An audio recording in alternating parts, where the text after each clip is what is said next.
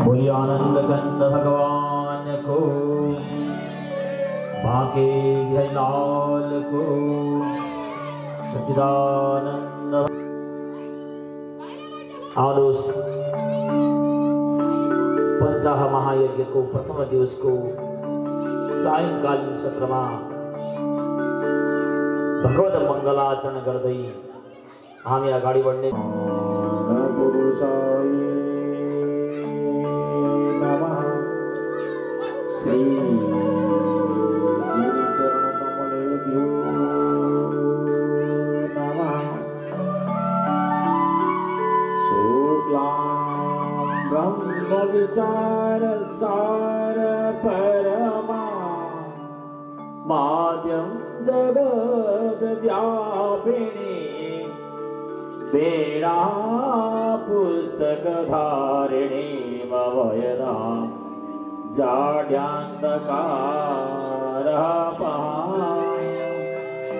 हस्ते स्फाटिकमालिकां विदधतीं पद्मासने संस्थितां वन्दे तां परमेश्वरी भगवती बुद्धिप्रदां शारदां जन्मादशयतुन्वयादितरता शारदे ज्ञासुरा तेने ब्रह्महृदाय आदिकवये मुह्यन्ति सूरयः तेजो वारिमृदां यथा विनिमयो यत्र त्रिसर्गो मृषा धाम्ना स्वेन सदा निरस्तकुहकं सत्यं परं धीमहि सत्यं परं धीमहि। अखिल कोटि ब्रह्मांड नायक भगवत पीतांबरधारी भगवत शंख चक्रधारी जब भाग्य उदय हुन्छ तब यसरी बसेर भगवत चर्चा भागवत चर्चा भगवान का गुणानुवाद सुन्ने अवसर मिल्दछ। अहो भाग्य हामी पनि भाग्यशाली रहेछौं कि यसरी भागवत चर्चा भगवत चर्चा भगवत जो पालन करता विष्णु भगवान को चर्चा परिचर्चा गर्न हामीलाई शुभ अवसर मिलेको छ। बोलिए आनंद कंद भगवान को। सबैभन्दा पहिला विष्णु पुराणलाई जान्नु पर्ने हुँदछ। पुराण भनेको के हो? पुराण भनेको पुरा अपि नवम नवम करोतीति पुराणम। जति पुराण भए पनि जति नै प्राचीन भए पनि नयाँ नयाँ लाग्नेलाई पुराण भन्दछन्। आज एक वक्ताले आएर यहाँ तपाईहरुलाई कथा सुनाउनु भयो, त्यही कथा अर्का वक्ताले गरेर सुनाउनुहुन्छ, त्यो अझै राम्रो लाग्छ। जति जना नयाँ नयाँ वक्ताहरू हुनुहुन्छ, नयाँ नयाँ पुराण कर्ताहरू हुनुहुन्छ, उहाँलाई प्रतिदिन नयाँ नयाँ लाग्ने भएको हुनाले गर्दा यसको नाम पुराण हो। बोले सच्चिदानंद भगवान को। अब यहाँ विष्णु पुराण लेखेको छ। विष्णु भनेको के हो?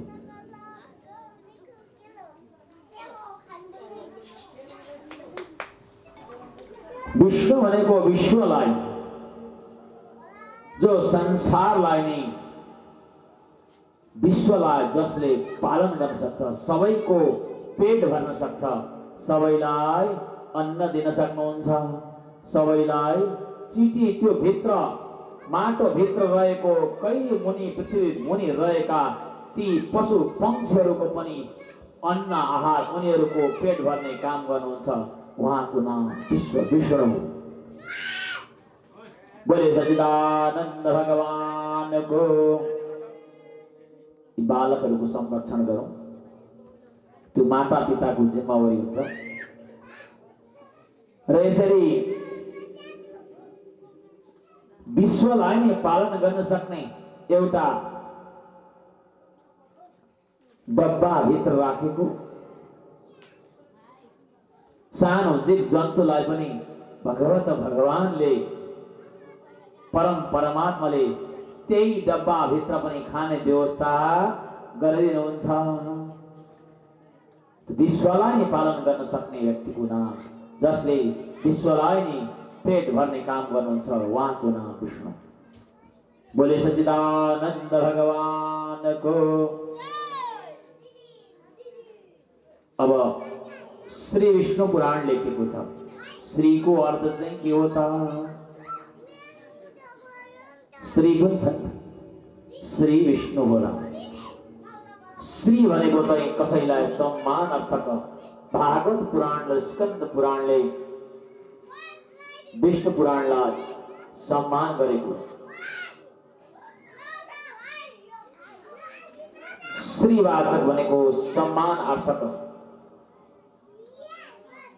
सम्बोधनार्थक भन्नेकोलाई श्रीवाचक भनिन्छ। बोले आनन्द कंद भगवान को। रे श्री भगवान विष्णु भगवान को चर्चा हामी गर्दैछौं। भगवान विष्णु को हामीले चर्चा गर्दै भन्छौं, जो कस्तो हुनुहुन्छ भगवान भन्दाखेरि वहाँ शंख चक्र आयुध से सुशोभित हुनुहुन्छ। जुन भगवान विष्णु का हात में रहेको सुदर्शन चक्र छ, त्यो ती चक्रलाई एक खेप छोडिसकेपछि उनीले त्यो लक्ष्यलाई सन्धान गरेर मात्रै फर्केर आउने भएको हुनाले गर्दा त्यसको नाम सुदर्शन।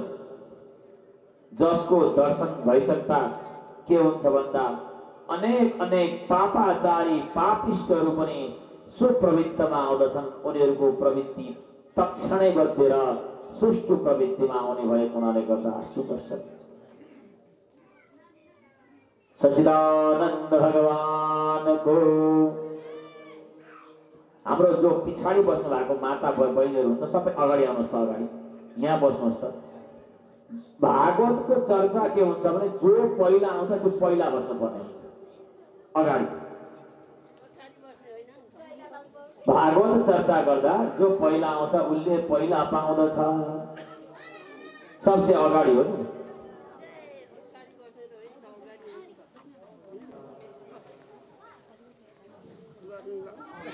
अब पुराण र प्रवचनमा के अन्तर छ त? एउटा पुराण हुन्छ, एउटा प्रवचन हुन्छ। उत्तम उत्तम वचनहरूलाई राख्नु भएको छ, वहाँलाई प्रवचन भनिन्छ। प्रवचन कहाँबाट गर्न सकिन्छ भन्दा प्रवचन महाप्रवचन प्रमाणित ग्रन्थहरूबाट प्रवचन गर्न सकिन्छ। बोले आनन्द कंद भगवान को। र हामी यो सायंकालीन सत्र भनेको त महात्म्यको सत्र हो, ज्ञानवर्धक सत्र हो। तर विष्णु पुराणमा चाहिँ कोही महात्म्य छैन। अब यो सायंकालीन सत्र के को सत्र हुँदा हुन्छ भन्दा हाम्रो भजन संकीर्तनको सत्र, साथ साथमा प्रवचनको सत्र मानौँ। महापुरुषहरूले भनेका ती वचनहरूको सत्र हो। त्यही वचनहरूलाई अगाडि बढाएर लानु नै हाम्रो के हुँदछ भन्दा विष्णु पुराणको व्यक्ति ब्यादा हुने इच्छा राख्दछ। ब्यादा जान्नुहुन्छ? एक गांव का एक व्यक्ति ब्यादा होने, काटमार गर्ने, हिंसक होने, हिंसक पशु प्राणीलाई मारेर खाने प्रवृत्तिका बनेछन्। ती गाउँवासीले भनेछन् यी ब्यादालाई त के गर्नु हुँदैन, हाम्रो गाउँमा राख्नु हुँदैन। बोले सच्चिदानंद भगवान को। जो हिंसक हुन्छ, जसले अर्कालाई दुःख दिदछ, जसले प्राणीहरूलाई क्लेशमा पुर्याउँदछ भने ग्रामवासीले के सोच्दछन्, यी त यहाँ नबसिदिए पनि हुन्थ्यो भनेर सोच्छन्।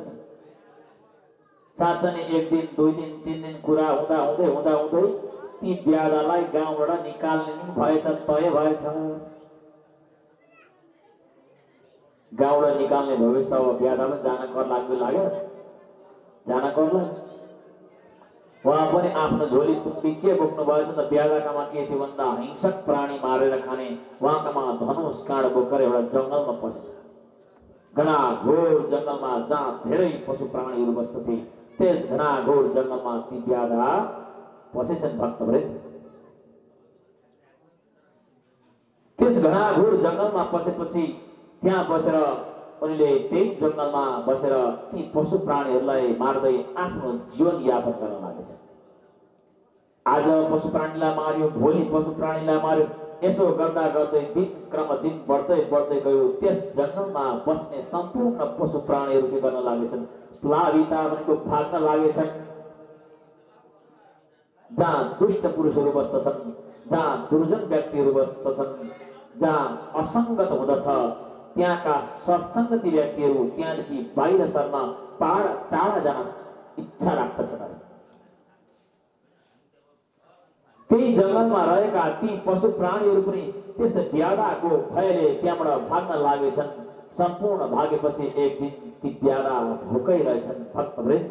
आज खाना छैन, भोलि पनि खाना छैन, पर्सि पनि कसै पनि प्रकारको पशु प्राणीलाई भेटेनछन्। 1 दिन 2 दिन 3 दिन गर्दै कति दिन बित्दैछ भने भक्तवृन्द 6 दिन व्यतीत भएछ।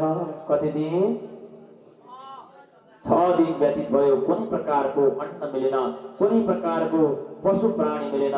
जब मान्छे 6 दिनसम्म खाँदैन नि, त्यति बेला उसका हात खुट्टाहरू एकदमै काम लाग्दछन्, उसका हात खुट्टाले दिमागले काम गर्न छोड्दछ भनेर शास्त्रमा वर्णन गरेको छ। बोले आनन्द कन्द भगवानको।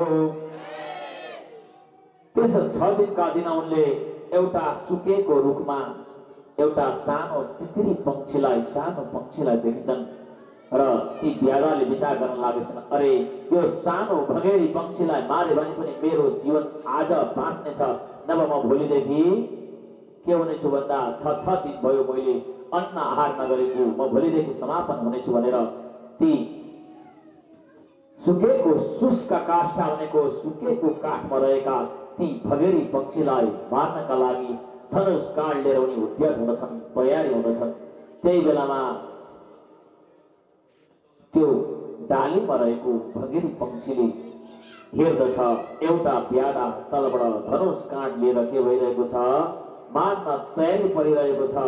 आकाशतिर भाग्नु पर्यो भनेर यसो आकाश हेरेको त आकाशमा एउटा ठुलो चिल पक्षी के गर्न लागिरहेको रहेछ भन्दा त्यो सानो भगेरी पक्षीलाई पक्रिन लागिरहेको रहेछ। अब के गर्ने? बसौँ त? ब्यादाले मुनिबाट सन्धान गरेर मार्दछ, उडौँ त? आकाशबाट गरुड पक्षीले पक्रेर खाँदछ। भक्तवृन्द हाम्रो पनि यही छ गति। चुप लागेर बसिरहँ त? पाप बढेको बढेछ, समय काटिएको काटिएछ। कर्म सत्कर्म गर्न जाउँ न त भन्दा हामीलाई मन लाग्दैन। आफ्नै गाउँमा ज्ञान गङ्गा बग्दा पनि घरबाट झोली तुम्पी नली निक्लिन सकिँदैन। अब यस्तै गति भएको छ। काल ब्याल मुख अग्रास त्रास दृढास हेतवे। सुखदेवजी महाराज भन्नुहुन्छ, हामी चाहिँ कालको मुखभित्र त्यसरी पसिसकेका छौँ, अब कसरी बाँच्ने? लो भन्नुहोस्, कसरी बाँच्नुहुन्छ? बसिरहँ त? तलबाट ब्यादाले मार्नेछ, उडेर जाउँ त? माथिबाट चिलले पक्रिनेछ। त्यही बेला ती साना भगेरी पक्षीले आँखा बन्द गरेर भगवानको नाम स्मरण गर्न लाग्नु भएछ। के भन्नुभएछ भने, भक्त बचल प्रभु बिना दया गर्ने अरू छ र। भक्त बचल प्रभु बिना दया गर्ने अरू छ र।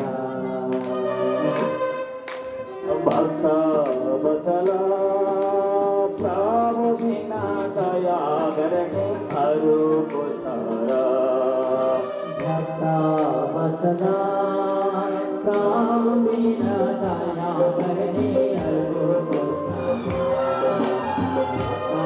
बसला प्रभु बिना दया गर्ने अरूको छ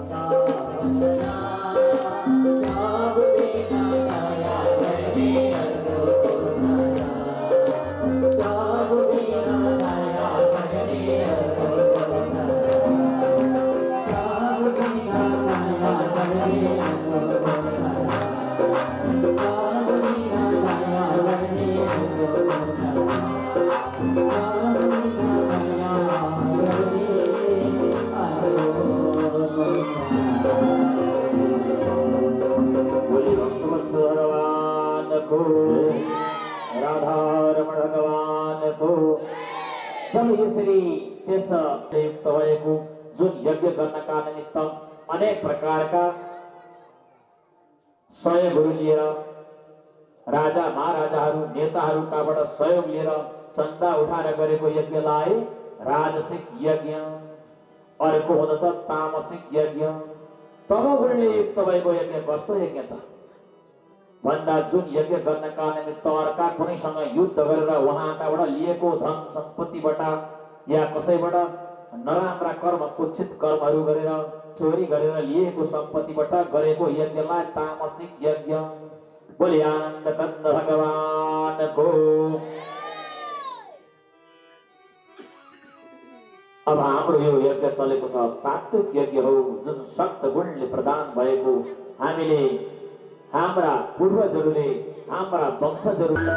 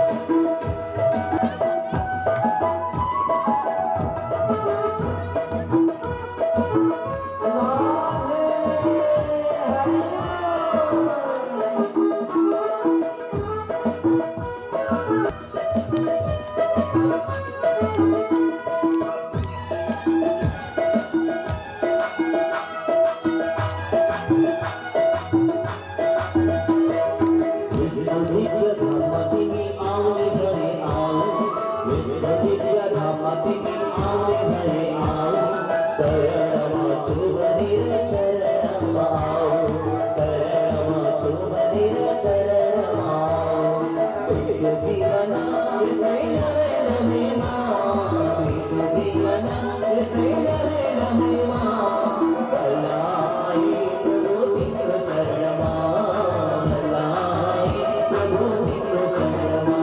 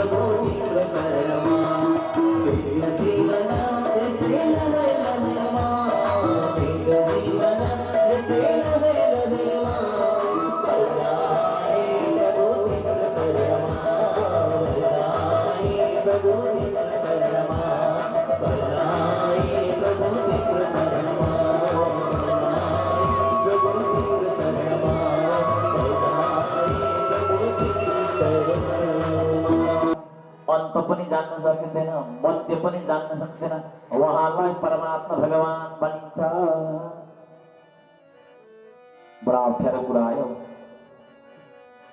त्यो भगवान माथि सच्चिदानन्द चितेको छ सच्चिदानन्द भनेको क्या भगवान सत हुनुहुन्छ सत भनेको जो आज हामी जन्मिनुभन्दा पहिला पनि सत्य स्वरूपमा परमात्मा हुनुहुन्थ्यो जति बेला हामी यस पृथ्वी तलमा छौँ त्यति बेला पनि भगवान सत्य स्वरूपमा हुनुहुन्छ जति बेला हामी हुँदैन त्यति बेला पनि भगवान सत स्वरूपमा रहनुहुन्छ उहाँको नाम सत अब चित भनेको चाहिँ क्या हो सतदेखि अर्को के आयो चित स्वरूप चित भनेको प्रकाश मानिएको छ कस्तो प्रकाश त यो टुकी बत्तीको प्रकाश होइन यो अनेक प्रकारका यी चाइनिज चिजको प्रकाश होइन त्यो प्रकाशलाई वर्णन गरिएको छ जो आनन्द स्वरूपको प्रकाश हो सत चित जसमा आनन्द जोडेको छ त्यो आनन्द स्वरूपको प्रकाशलाई भगवान भनिन्छ आनन्द स्वरूपको प्रकाश कस्तो छ त्यो दिव्य प्रकाश छ जुन प्रकाश भित्र पुगिसकेपछि उसको वर्णन गर्नै सकिँदैन जसलाई भन्नै सकिँदैन कसैले तपाईलाई सोध्नुभयो के सोध्नुभयो गुलाबको सुगन्ध कस्तो थियो के भन्नुहुन्छ ल भन्नुहोस् त गुलाबमा जुन मकरन्द आउँछ जो त्यसमा सुगन्ध आउँछ त्यो कस्तो थियो कालो थियो रातो थियो अब कस्तो थिएन सुगन्ध त थियो नि भन्दा त्यो सुगन्धको वर्णनै छैन त्यो सुगन्ध आनन्ददायक थियो कस्तो थियो आनन्ददायक थियो त्यो चित स्वरूप त्यो प्रकाश स्वरूप पनि आनन्ददायक छ त्यसको वर्णन हामीले गर्न सकिँदैन त्यस्ता परम परमात्माको चरित्र बोले आनन्द कन्द भगवानको जसमा सत हुनुहुन्छ जसमा चित स्वरूप प्रकाश स्वरूप हुनुहुन्छ जसमा आनन्द स्वरूप हुनुहुन्छ अब यहाँ मैले यही शब्द कसैलाई सुनाउँदै गर्दा गुरुजी आनन्द भनेको त धेरै प्रकारको हुँदो रहेछ उहाँले भन्नुभयो मलाई त खिरान्न खाँदा बडा आनन्द आउँछ बोले सच्चिदानन्द भगवानको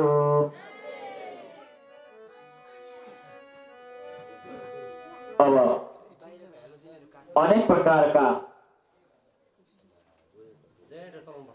पदार्थहरू जो हामी भक्षण गर्दछौँ खाँदछौँ त्यसमा पनि हामीलाई के आउँदछ? आनन्द आउँदछ। त्यो आनन्दलाई के आनन्द भन्नु?